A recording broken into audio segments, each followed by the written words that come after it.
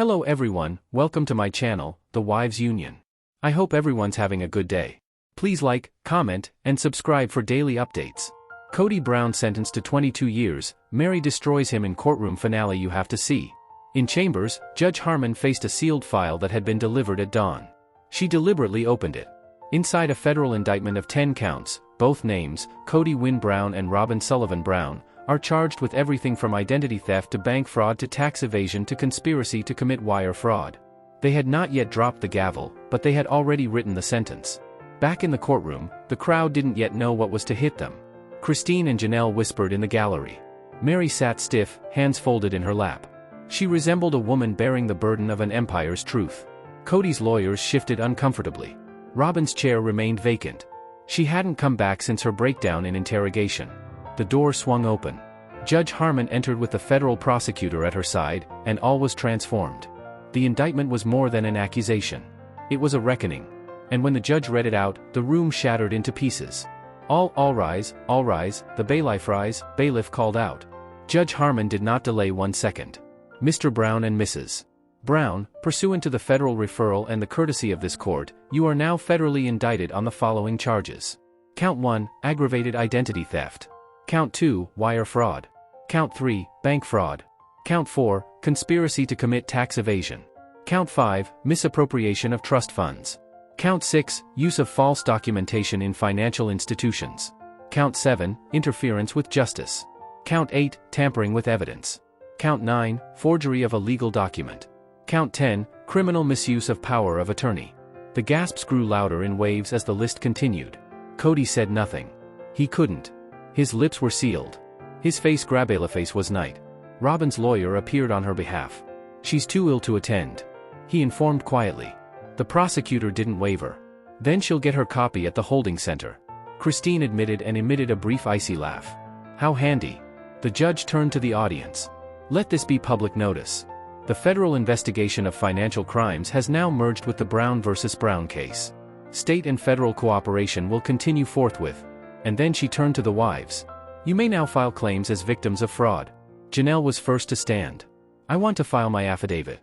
I'm ready to work with the feds. I want to make everything transparent. Christine obliged. Same. I have copies of private letters and tax returns from the Las Vegas years. I'll turn them over today. And then, surprised, Meri stood up. I want to file immunity requests. The room looked at her. Meri wasn't closing the book. She was rewriting the heritage and giving the women a fresh start. Judge Harmon raised an eyebrow. Explain. Meri cleared her throat, holding a folder. Your Honor, Robyn was not the only one to make errors. In 2016, I co-signed documents I never completely read. I granted Kody legal permissions I was unsure about. These permissions enabled the same type of fraud that we are experiencing today. She looked at Christine and Janelle. I don't want this situation hanging over our heads. I don't want the matter to be a burden on our children. Not over what comes next. If immunity can be extended to us in exchange for full cooperation and all evidence, I'm asking for it. The prosecutor leaned into his mic. The federal government is willing to consider conditional immunity in exchange for uncontested cooperation, full surrender of all documents, and non-participation in profit-based media tied to the crimes. Christine looked to Meri. You're serious? Meri nodded. Dead serious. Janelle exhaled. Let's do it. They walked to the front together and signed the Brown Victim Immunity Pact. Behind them, a new chapter was already opening. Outside, reporters flooded the steps. Is it true Robyn turned on Kody? Will the wives indeed be providing testimony? Will this case be televised? Inside, the judge ordered the last motion of the day. The last motion didn't come from Meri, Christine, or Janelle. It was from the children. And what did they request? They demanded that justice be administered with mercy. The courtroom doors swung open again. This time it wasn't legal staff. It was Garrison. Behind Garrison were Savannah, Gabriel, Hunter, and even Logan, the oldest son who had distanced himself for years. They moved in as a team, silent forthwith. Silent, serene, and intentional. Meri took a step back, eyes wide. The judge blinked. Is this emotion? Garrison nodded. Yes, Your Honor.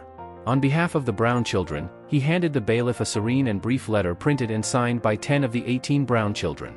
The judge read it out. We are not here for revenge. We are here to protect our futures.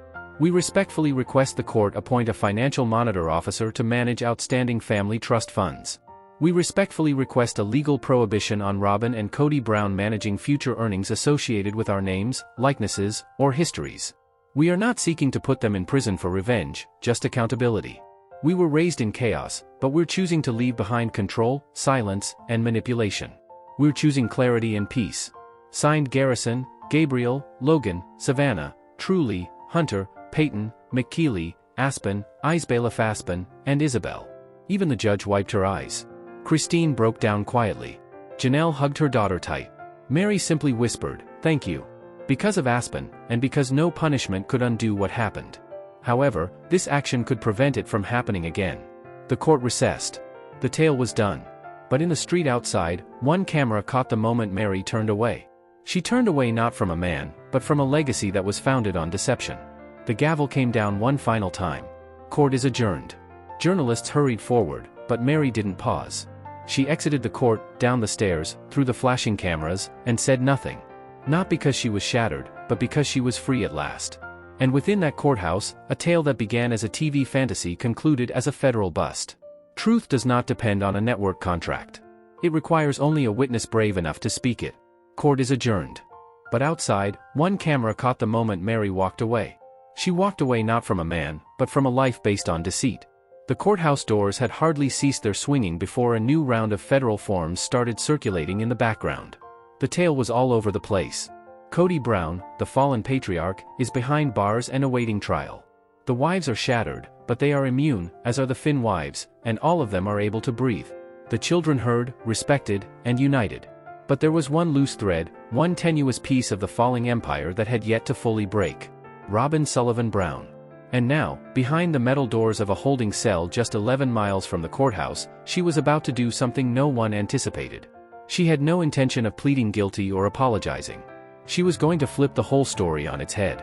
Again, they said she was broken. But in a dimly lit interrogation room, Robyn wasn't sobbing or seeking respect, she was haggling. Federal Agent Marlene Griggs entered interview room 3 at 10:03 a.m. Robyn sat across the table, arms crossed, eyes red but unshed. She didn't seem defeated. She seemed intent. "I want a deal," Robyn declared before Agent Griggs even took a seat. Griggs arched an eyebrow. "You already provided us cooperation. You received partial immunity for fraud admissions." Robyn shook her head. "That was for the boutique, for the trust fund. But I have something else, something more." Greg was sobbing. Greg leaned forward. "This tragedy is bigger than stealing from your children." Robyn's eyes flashed. "I mean, something that would turn the tide of this case. Something that indicates Kody wasn't the sole puppet master." Griggs didn't flinch. "Go on." Robyn reached into the inside of her jacket and pulled out a flash drive. "I didn't give the files to you sooner because I didn't trust you. But I trust that people will understand who had been guarding Kody from the inside." Griggs paused, then inserted the drive. "Are you saying there's a second player involved?" Robyn nodded. "And they've been sitting in that courtroom this whole time." Griggs inserted the drive. The screen came alive. The video was grainy, the sound scratchy, but the face on the screen was crystal clear. It was someone nobody would have thought. An undercover phone video was shown, taped secretly from Robyn's boutique office. The camera screen was low and shaky, tucked away in a drawer or behind a lamp. On screen, a woman faced Robyn and Kody, clean cut. The camera is cut, polished, pro-cut, polished, and professional, but not family-oriented. It was Melinda Cross, the family's longtime financial advisor, the woman who sat 3 rows back during every single courtroom session. The one no one ever questioned. She was the gatekeeper, Robyn whispered. She was the one who gave Kody the legal templates, the gatekeeper, and told him how to route funds without getting flagged. She even helped him rewrite Meri's power of attorney. On the recording, Melinda was heard saying, "If anyone asks, say the boutique was a spiritual wellness project. You're allowed to reallocate funds under religious exemptions. That'll throw off IRS pattern algorithms. And if Meri gets loud, throw her a network special. That's what she wants, a spotlight. Give it to her. Keep her distracted." Agent Griggs froze. The affair wasn't just fraud. This was premeditated contempt and a conspiracy with legal infrastructure. She's a licensed CPA and financial planner. She's premeditated. She's not just a bystander, she's a bystander, Greg said slowly. She's a bystander. She's an enabler, Robyn nodded. And she's still on the Browns' payroll. Gregenabler, Greg picked up her phone. "Get me, Judge Greg me. Judge Harmon. And alert the Department of Justice. We're expanding the net." Back at the courthouse, the judge was reviewing Robyn's new evidence when the gallery door slammed open, and Melinda was escorted out in cuffs. Court had adjourned for the day, but not even that could contain the chaos. Meri was in a meeting with lawyers when she witnessed it through the glass window. Federal agents surrounding me. Judges surrounded Melinda Cross, leading her out of the courthouse hallway, wrists bound, mouth sealed. Christine's eyes widened. Janelle breathed. Wait, she was involved in this? The U.S. Marshal replied, she was involved more than just partially. She authored at least 2 counterfeit legal documents related to the trust. Meri Blanchard was the person from whom I sought assistance. When I asked for help from her, I said, I first noticed my retirement disappear. She claimed it was a glitch. Griggs appeared behind them. Not a glitch, a con. She was dressed in a white blouse and provided excellent assistance using a high-quality pen. The judge ordered an emergency session. She explained the situation based on the recently offered evidence. The court now recognizes Melinda Cross as a co-conspirator. Charges will be forthcoming pending federal coordination. She turned to Robyn's attorney. I take it, this is included in the plea. He rose. Yes, Your Honor. Mrs. Brown makes full disclosure regarding Cross's participation, a notarized quality affidavit, and a compilation of all talks and documents to which she was privy. In return for what? She receives a reduced sentence, no jail time, house arrest, monitored calls, and a limited income. The judge remained silent for a long time before accepting the deal with a condition. A notarized condition. Any withheld information will undo the deal entirely. Robyn nodded from the video conference. I agree. Robyn's plea kept her from jail, but at the loss of everything else, including the one individual she believed would remain. That evening, Meri sat in front of the courthouse on a bench. A wind pulled on her coat. Christine sat next to her. You all are in condition. Are you right? Meri nodded her head. I thought we were finished, but even as we take a step forward, another fact sets us back. Janelle sat down with them. We didn't know Melinda. None of us did. It's not our fault. Back inside, the federal team was seizing Cross's financial systems. An agent was sent to her office. Clients called, accounts were frozen, and at the detention center, Robyn sat alone, her plea bargain accepted, her name still besmirched. Accounts were besmirched. Her destiny is besmirched. Destiny resided in ignominy. She attempted to call Kody via the facility's internal line. He failed to respond. The message came back. The inmate has a destiny. The inmate blocked this caller. Robyn gazed at the screen. She was wordless because the man for whom she had destroyed lives had finally turned his back on her. The truth shattered families. Now it shatters an empire. The inmate has the inmate blocked this caller. Robyn glared at the screen. The inmate for whom she had fought and ultimately defeated had finally abandoned her. The news was omnipresent. On every screen, on every news notification, and on every feed, Brown is omnipresent. The Brown family implodes. Kody and Robyn in the Brown. Robyn was indicted on 10 federal counts. Exclusive. Robyn flips and reveals new information, identifying a player involved in the fraud case and detailing the fraudulent activities. From prime time to prison time, the fall of Sister Wives Inn. But as the courtroom trembled, another building, the fraud building, a much quieter building, was in turmoil out of the spotlight. The corporate headquarters of TLC is located in Silver Spring, Maryland. In conference rooms adorned with posters of past reality stars, executives examined a spreadsheet labeled Brown Family Damage Report, which was marked Internal Use Only in bold red letters. Urgent report, full termination pending. For now, it wasn't merely a lawsuit crisis. It was a brand crisis. TLC had constructed an empire around Kody and the sister wives. Over the course of 15 seasons, dozens of specials, millions of specials, and millions in ad revenue, this empire had grown. However, the viewers were no longer just passive observers. They were outraged. When the CEO of TLC convened the special emergency meeting, it wasn't to talk about next season. The purpose of the meeting was to discuss closing down the company. 8:30 a.m. Conference Room D, top floor executives, PR heads, legal counsel, emergency counsel, and marketing directors. CEO Vivian Carr began the meeting with one sentence. We need to decide today, not later. Today, a screen behind her sprang to life. It said, 14 current corporate sponsors are threatening to pull their ads. There are 37 questions from lawyers and advertisers about unpaid royalties. There are issues with advertising and royalties connected to the Brown family's licensing. And there is a lawsuit from an old producer who claims she was told to ignore Robyn's business documents. Eden breathed deeply. Indeed, the situation is not merely a negative image. It's criminal entanglement. We aired these shows while this family was engaging in federal felonies. We are now part of the timeline. The PR head of licensing, Melissa Dean, jumped in. Our analytics team is saying that there is a 70% decline in favorability across the Brown brand, but Meri, Christine, and Janelle's names are actually surging in a positive way. Define good. They're getting called whistleblowers and survivors. Vivian wrapped her pen. Do we save the brand by turning on their story, or do we sever ties from everything? Legal held up a hand. If we proceed with the turn, we will need to obtain releases from all 3 women immediately, and we must provide financial restitution to the children who were harmed during the broadcast. Silence, then the vote. And with 9 affirmative votes, 2 negative votes, and 1 abstention, Sister Wives was officially cancelled, effective immediately. Immediately. By 10:17 a.m., the TLC website had quietly erased all traces of Sister Wives, but the public noticed regardless. Social media erupted within minutes at Reality Revealed TV. TLC just dumped all Kody Brown episodes with no official announcement yet.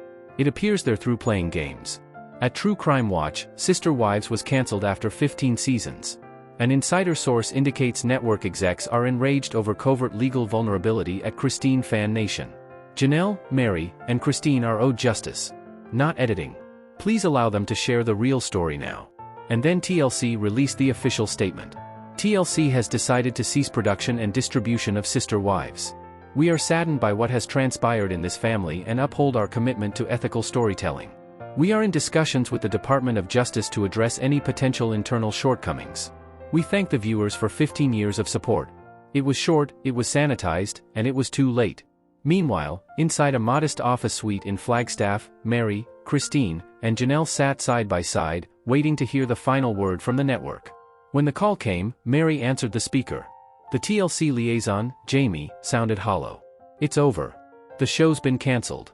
You're officially released from all production obligations. There was a silence. And then Christine spoke. Do we still own our footage? Jamie paused.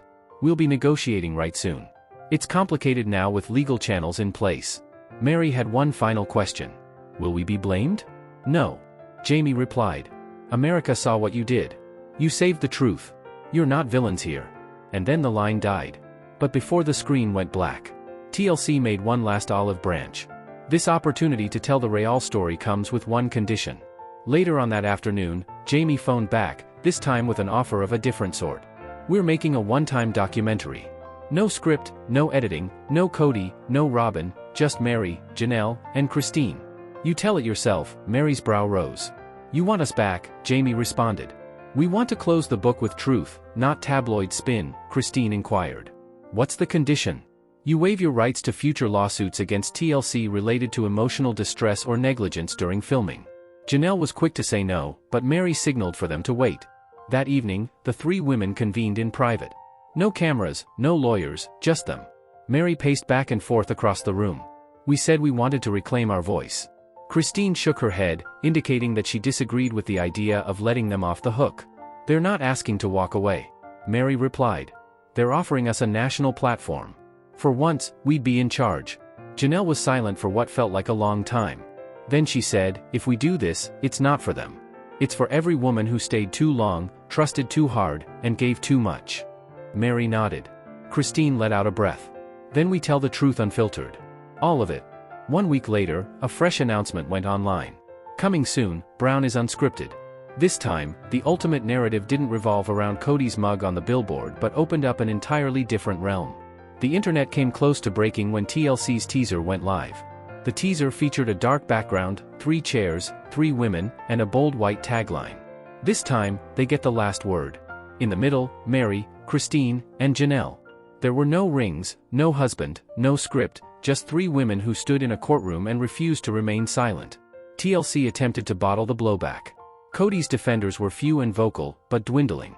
Robyn had gone into hiding, and within the holding center, Kody languished in a monitored cell with no visitors, no phone calls, and no authority. His empire, which was constructed on lies and charisma, became a cautionary tale. And for once, the women who were always destined to bear the spotlight got their moment in the sun.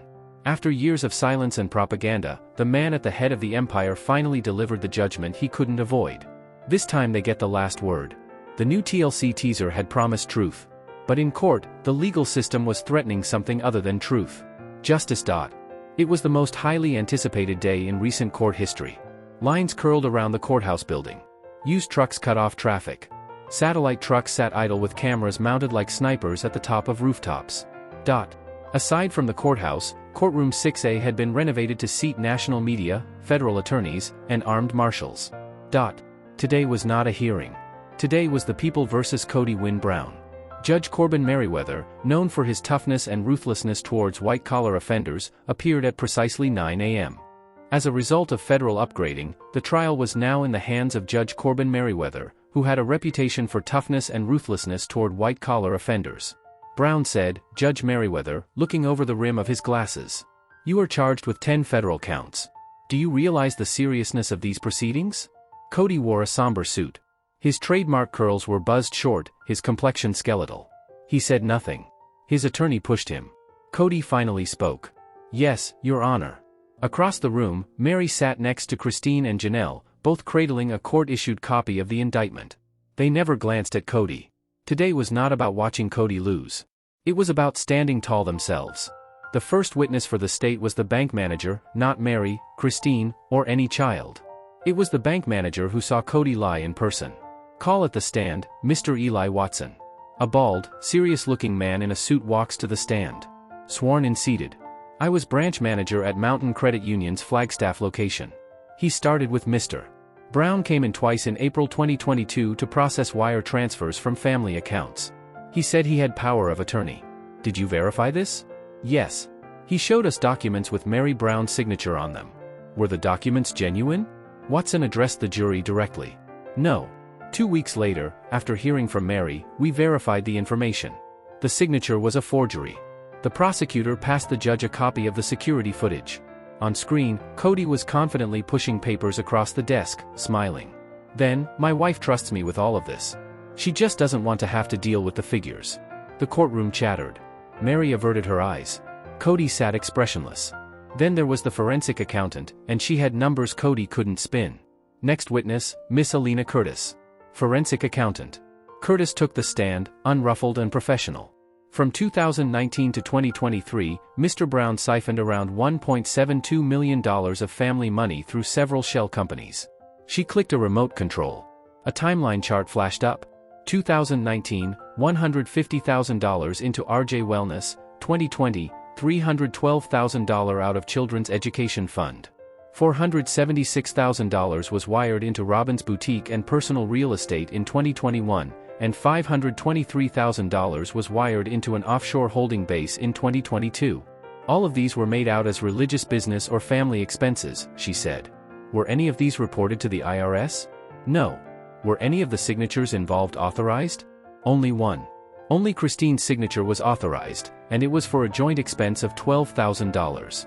Everything else was either forged, unauthorized, or misrepresented.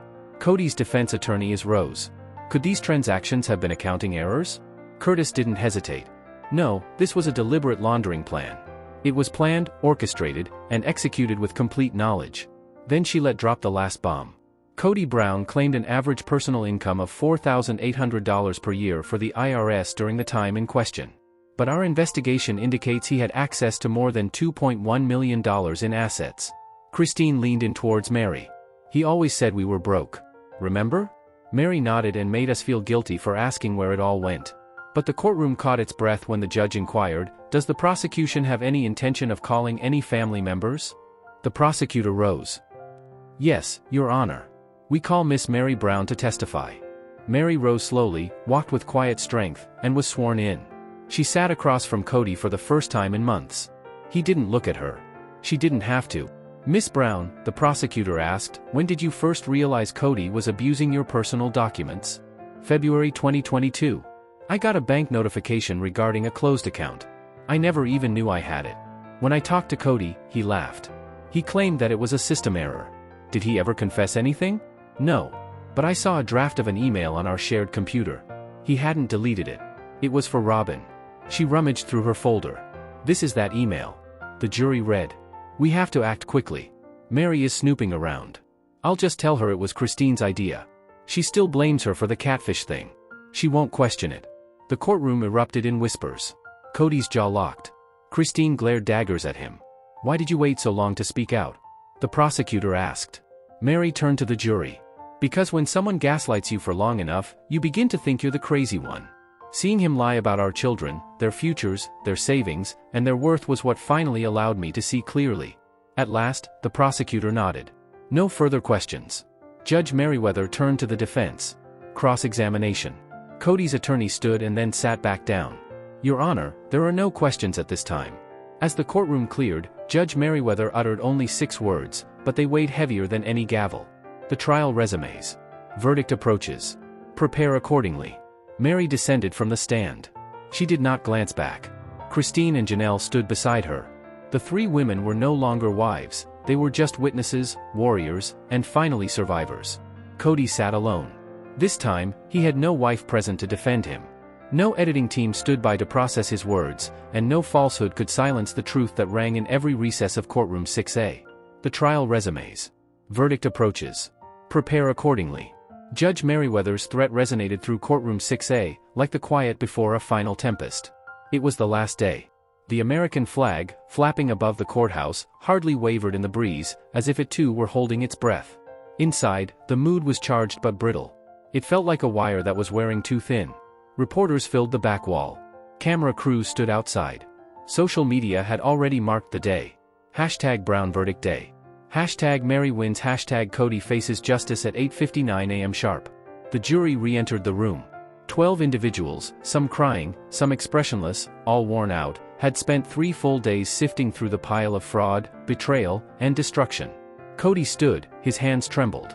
He was wearing the same suit he had worn on day 1, but today he was small in it, shrinking. On the other side of the courtroom, Meri sat quietly. Christine and Janelle sat next to her, each holding one of her hands. Judge Merriweather sat down. This court is now in session for the reading of the verdict in the People v. Kody Brown. The courtroom stood still. The 4 people did not yell. They didn't have to. The silence yelled loud enough. The 4-person jury rose, cradling the folded sheet of the verdict in both hands. On the charge of aggravated identity theft, find the defendant guilty. We find the defendant guilty on the charges of identity theft and wire fraud. We declare the defendant guilty on the charge of bank fraud. Conspiracy to commit tax evasion. Guilty.